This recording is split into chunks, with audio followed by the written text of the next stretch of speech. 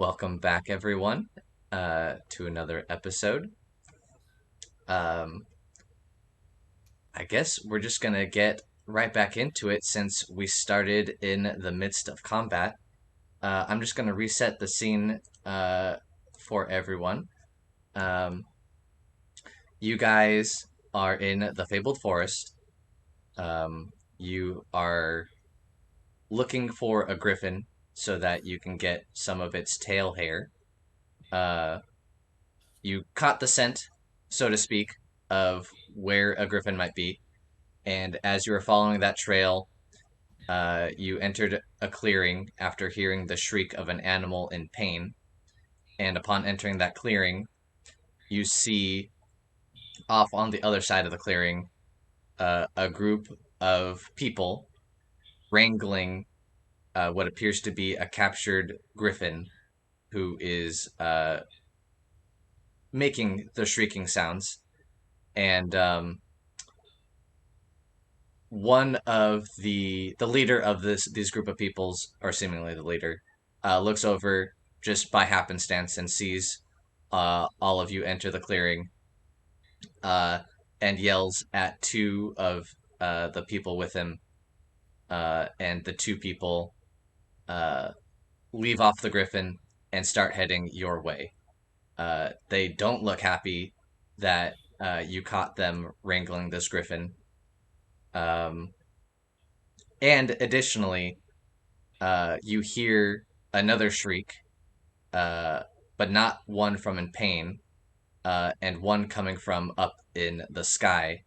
And if you look up, you all can see a second griffin circling in the air. Um, what looks like it's approaching, and it looks like it's approaching.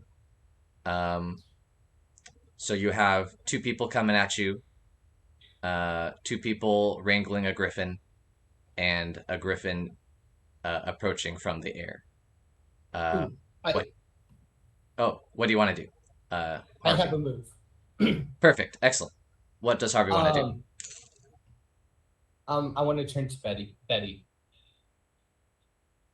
do you have any long range options? Um, yeah, she just holds up a massive crossbow. Oh, fucking sick. And I'm gonna pull out the decaying flail that I got from Betty. Uh huh.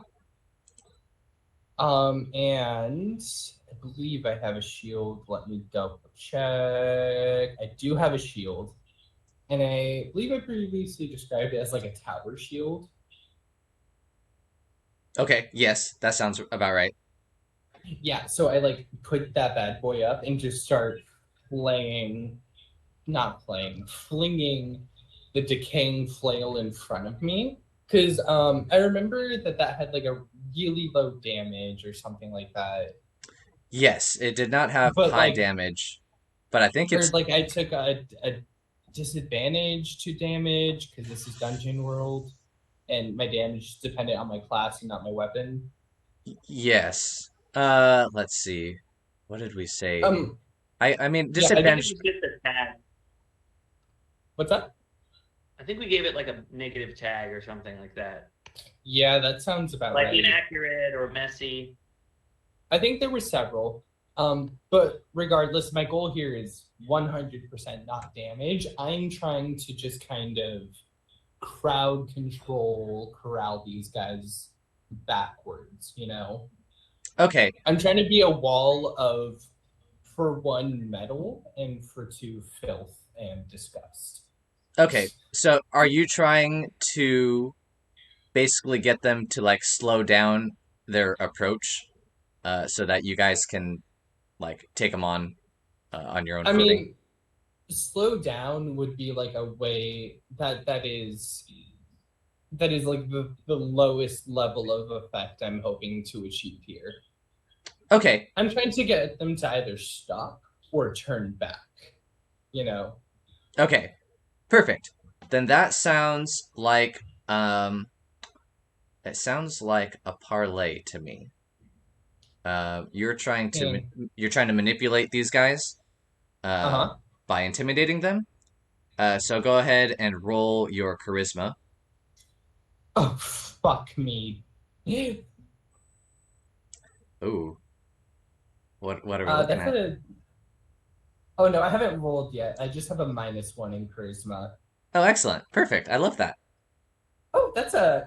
You know what that is, Mr. DM, sir. Oh, tell me, please, Harvey. That's just it's a 3. Oh, I was not I was expecting something a little bit better. Yeah, Okay. no, those I rolled a 4 -1. So Okay. I get an XP from that, right? You do get an XP for that. Perfect. Okay. So you failed that roll. Uh, the two poachers approaching you, not intimidated at all. In fact, uh, they kind of laugh at it as if um, they find it funny that you thought that this would be intimidating. Um, Pricks. yeah, they're definitely assholes. Um, and let's see. I think what's gonna happen is that they're just gonna close the distance. So now you have two people uh, approaching you guys. Who was in the? Obviously, Harvey was kind of like in the lead, but was there someone like kind of following directly behind him, or was it kind of just you three standing behind Harvey? I was next to Harvey, I think, because Harvey just approached me to ask about the cross. Yeah. Yeah, So can you describe the environment that we're in again? yeah, of course.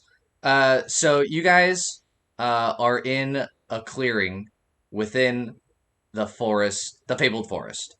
So the way that I'm imagining it is it's basically like a clear meadow, maybe a few trees scattered throughout this meadow, but for the most part, it's like a clear field within this forest. So you guys basically just popped out of like uh, an area with a bunch of trees, and you can kind of like see this big old kind of like circular-ish clearing um, with the um, with the poachers. They're up against kind of like a cliff face. Um, so they're in order for them to escape, they would have to kind of like go into the forest on either side of them. They can't like They're up go against a cliff face making a wall or making a drop off. making a wall for them. They're up against a wall. Okay. Uh, Okay. but There's one griffin in the sky and one on the ground. correct.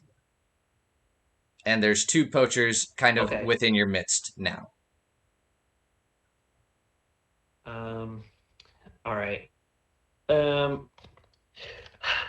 I'm gonna like raise the crossbow. Harvey, I don't know if talking's gonna do much good right now, there. And then I'm just gonna say like, go ahead and give him a rush. I'll cover you. And then I'm gonna make a called shot to try to like stun one of these guys so that Harvey can like bum rush them and just like clock them. Okay. And I'm gonna send Blue out.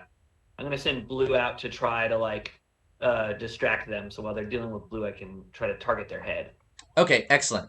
So go ahead and make your called shot and take also your command roll with, since you're attacking, you get to add Blue's ferocity. Yeah. Okay. That is 7 + 3 is 10. Cool. That is a full success. Um, Hey. were you aiming for the head, arms, or legs? The head. So they do nothing but stand. The person closest to us does nothing but stand there and drool for a few moments. Enough, hopefully, for Harvey to clear the gap and reach this person so that they're within meleeing range. And then I also get to do damage, which is going to come to 4. Oh shit. Okay, cool. Give me 1 second to record that. Damn, you did 4 damage. And That is awesome. while I'm shooting, and then I'm like reloading, I'm like, I turn to Danny. Danny, I don't mean to assume there, but I know that we got off on the wrong foot. I assumed some things about you because you're a druid there. Can you talk to these griffins or not? Well, technically speaking, I can talk to all creatures of the wild. I don't know if these creatures are of the wild or from like another realm, but only animals native to my land. I think it's a no. Yeah, the whole time that they're saying this, like Harvey's just like sprinting. I don't know. Harvey's moving presumably, and I'm just like casually like, yeah, like shooting at people. Okay, excellent. Uh, so while Betty and Harvey are kind of taking aim at the poacher that Betty stunned, the other poacher races past his partner and What a nerd. and runs past Harvey and uh, goes for Folly. How Folly. fucking dare he? This poacher. Let's see. What is he attacking you with? He is attacking you with a spear. What do you do? Well, last session I lost the one weapon I have, so don't really have much to attack with right now, unless I improvise. Can I throw you my shillelagh? Sure, yeah. Okay, it has a 1d6 damage. No, I'm just gonna toss it to not you. how that works in Dungeon World. What do you mean? Damage is based on class, not Yeah. item. It has my class damage, which is a d6. Oh, Wait, my class damage is also a d6, so. Okay, so it works out. Okay. Okay, so I want you, Danny, you're throwing your shillelagh to Folly. Yes. Folly, you want to try and catch that? Yes, I would like to try to catch that. Okay, then do I need to roll anything for that? Yes, please. Please roll a Defy Danger and tell me. Let's see. You are doing this while being attacked. So I think that's gonna be. I mean, you can correct me if I'm wrong. But that sounds like a dexterity. Because you're trying to catch this while you're about to be attacked. So it seems kind of like you're trying to be quick acting about it. Yeah, that sounds fair. I will go ahead and roll that real quick. Perfect. That is an 11. Oh shit. Okay, that's awesome. I mean, do you want to describe how you catch that shillelagh? Yeah, I think in a rare moment of coolness, Folly catches it just one-handed right straight out of the air, and immediately is going to kind of swing it low at the feet of the poacher who is rushing at him. Okay, that's awesome. Go ahead and make a hack and slash. Okay. Well, that is a 6. Ooh, ouch. Okay. Okay.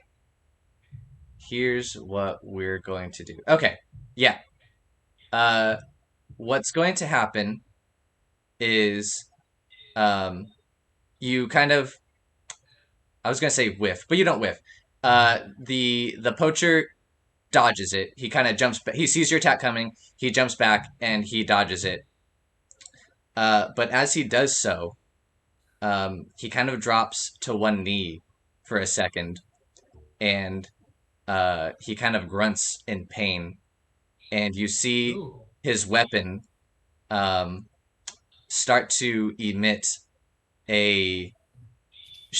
like a shadowy smoke coming from him, and when he opens his eyes are just like completely black. And like not just like his pupils are dilated, but they're like entirely black. Oh, that's suspect. Cool. But in any case, Danny, you just tossed your weapon to Folly. Your other two companions are fighting that first poacher that Betty stunned. What are you doing?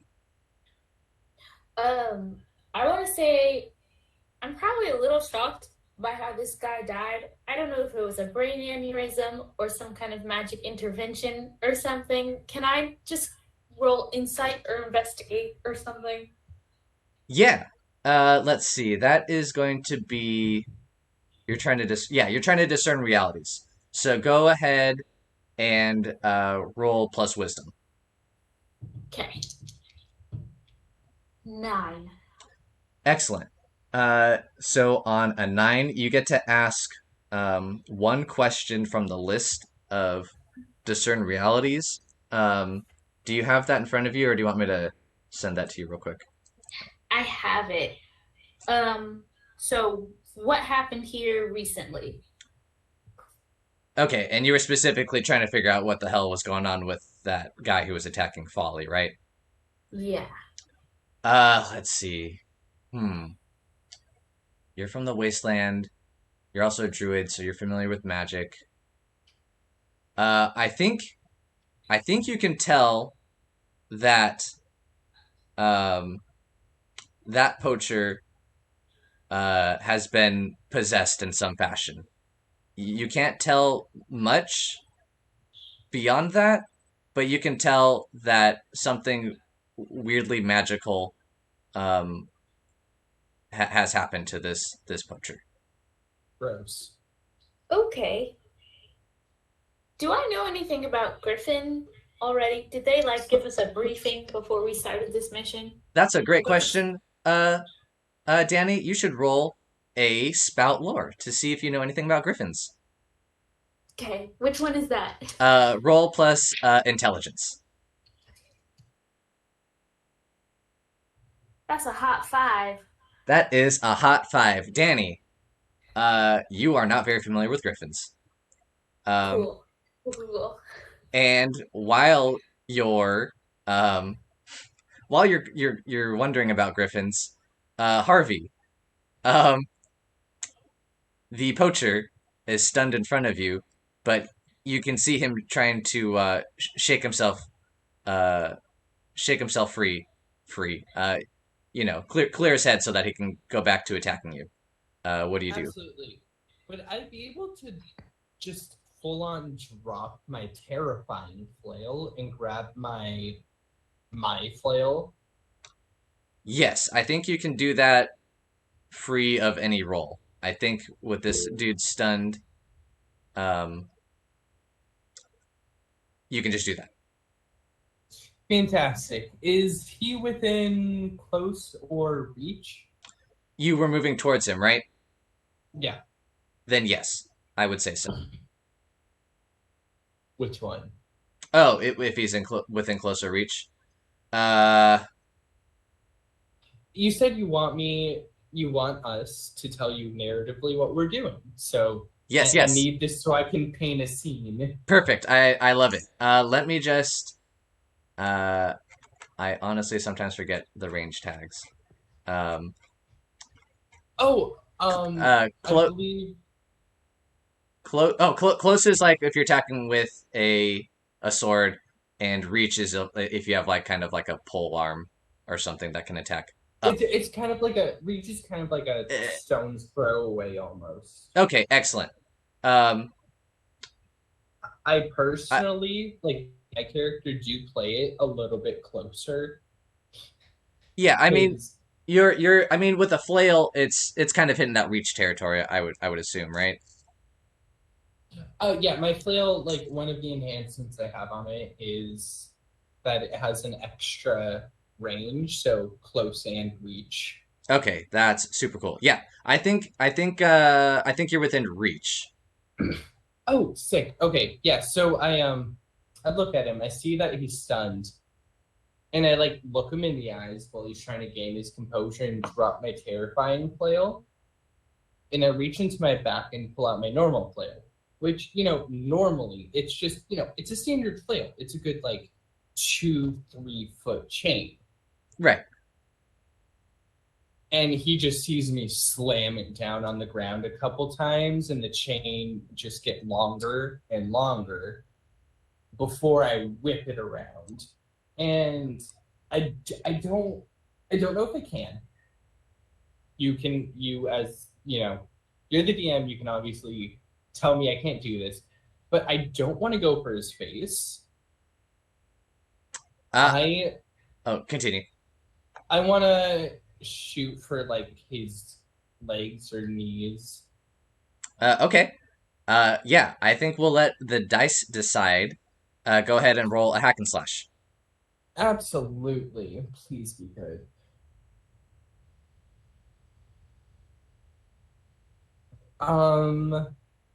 What's that plus again? My strength, right? Strength, but Oh no, my you have dexterity. you have precise, right? So it's dexterity. Yes. 13. Damn, dude. Yeah. I mean, go ahead and roll damage and tell me what that looks like. Sorry, remind me. Do I add a modifier to the damage? No, I believe that's just a straight roll. Okay, 7. 7? Damn, 7. damn. Okay. I mean, yeah. You describe how you take him out. Wait, does he go down? He's going down from this attack. Oh, he's like, okay, I don't go for the legs then. If I can take him down in one hit.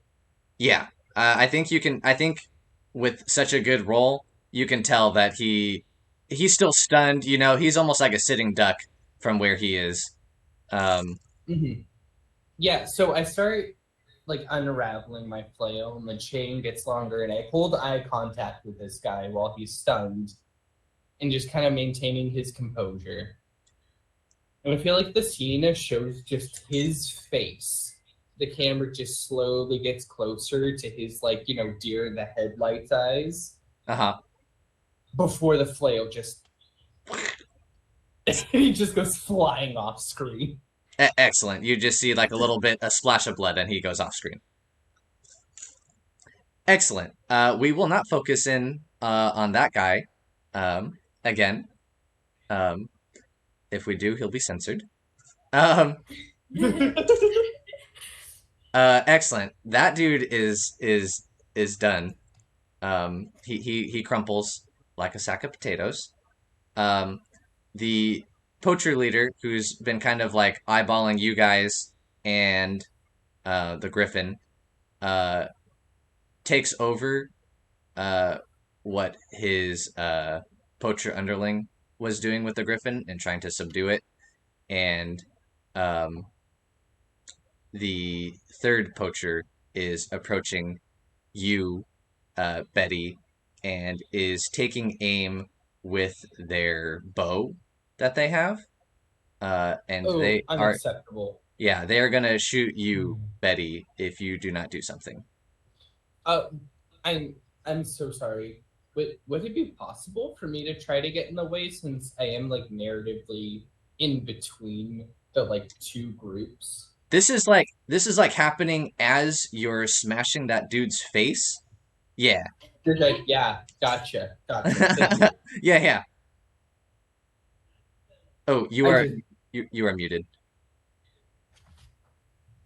Can I make a defy danger check to get close to him and then make an attack against him? So you want to, depending on the results of the defy danger roll. for sure. So you want to close the gap is what Betty wants to do, right?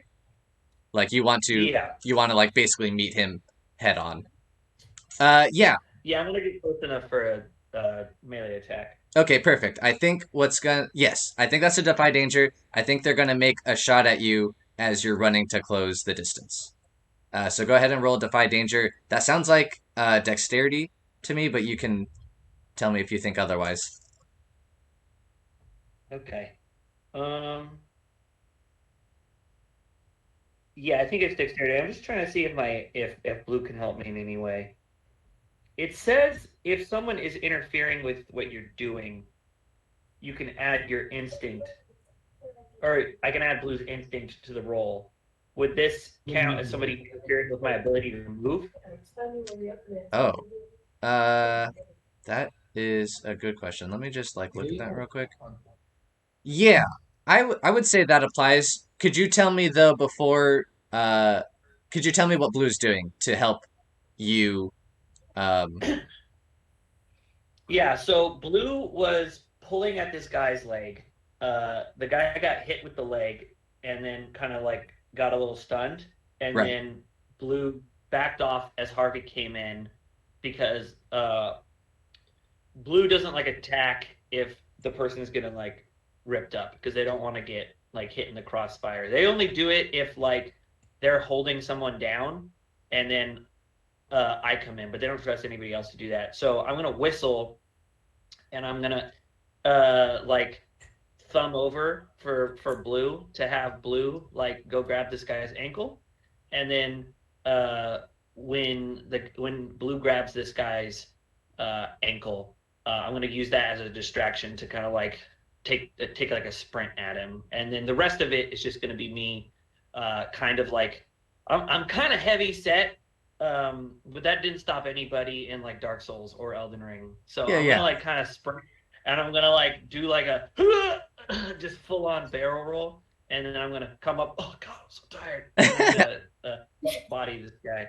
Okay, super cool. Yes. Go ahead, and we're gonna use then your command roll with your Defy Danger. Um, Okay. so go ahead and add Blue's Instinct to your Defy Danger roll, which will be plus your Dexterity.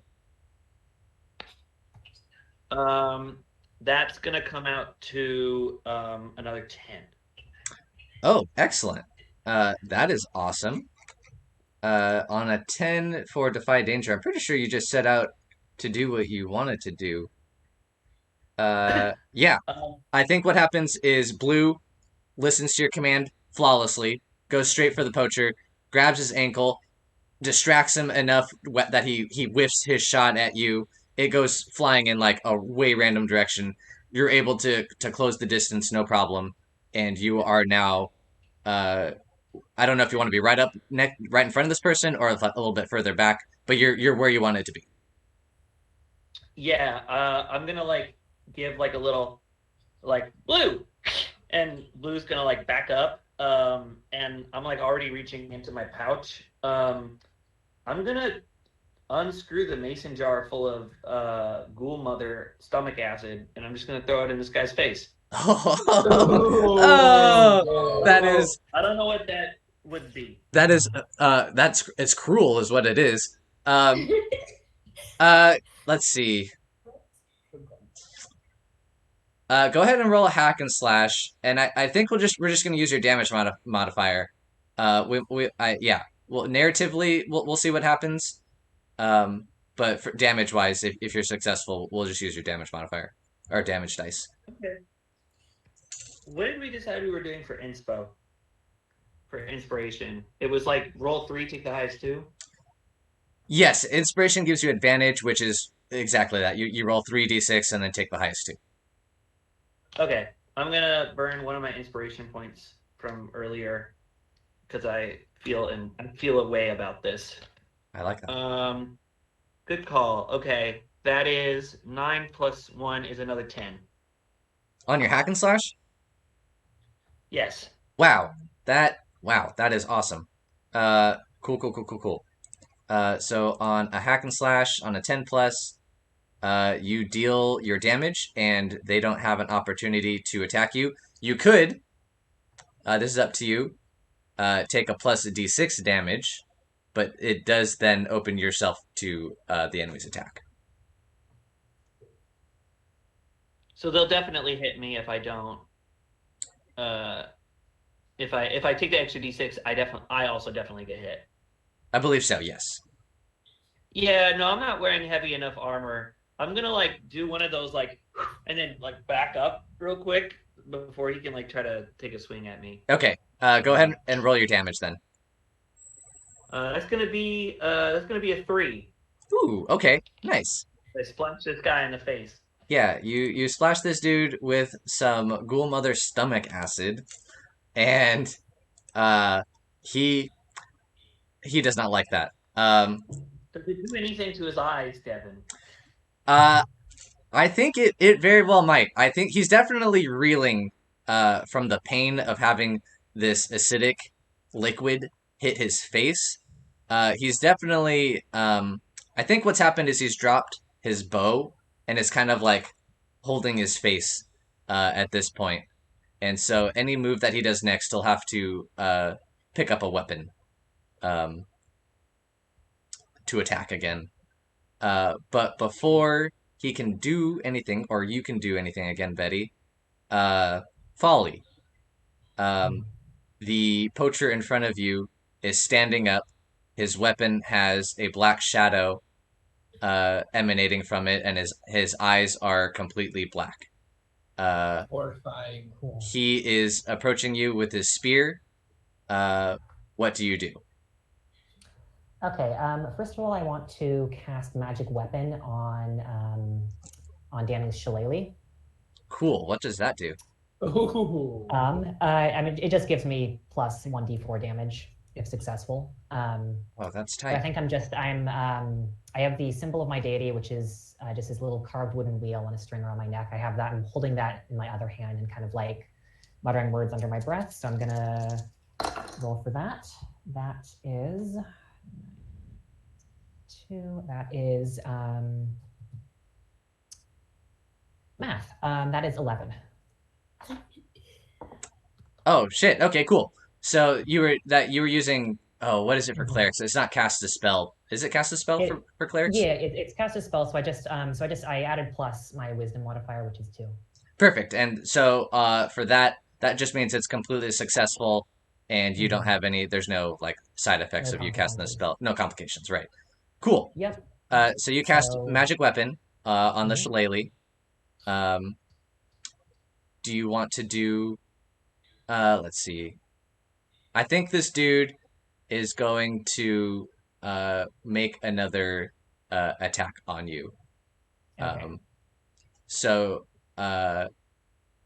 let's see. Do I want to I don't know if I want to roll damage. No, he's going to make an attack. I'm going to give you an opportunity to do something if you want to react to his approach. Okay, yeah. I see he gets close to me. I want to kind of dart forward, and I just want to hit. What kind of weapon is he holding? He's holding a spear. Okay. Is he holding like one-handed or two-handed? Ooh. Oh shit. Yeah, that's a good I'm just question. like, I'm just trying to knock it out of his hand and just. He is holding it with two hands. Okay. Okay. Well, I guess like in that case, I'm just gonna kind of like try and aim for his wrists. Or Okay. the lower arm, just to try to like hit him hard enough that he is forced to drop the spear. Okay, cool. Or at least kind of knock it out of the way. So I think that is a hack and slash. Yes. Okay. That is a 9, so it's successful. It is successful. But does mean that he is going to get to make an attack against me. That is So correct. that is- So I think what happens is you guys are going to trade blows. Okay. But I have something a bit special with this attack. So, Okay. Should I roll damage first or? yes, go ahead and roll damage. Okay. I think it's gonna happen like almost simultaneously. I think he's gonna like Mhm. thrust at you as you're like whacking at his wrists. Mhm. And what did you roll for damage?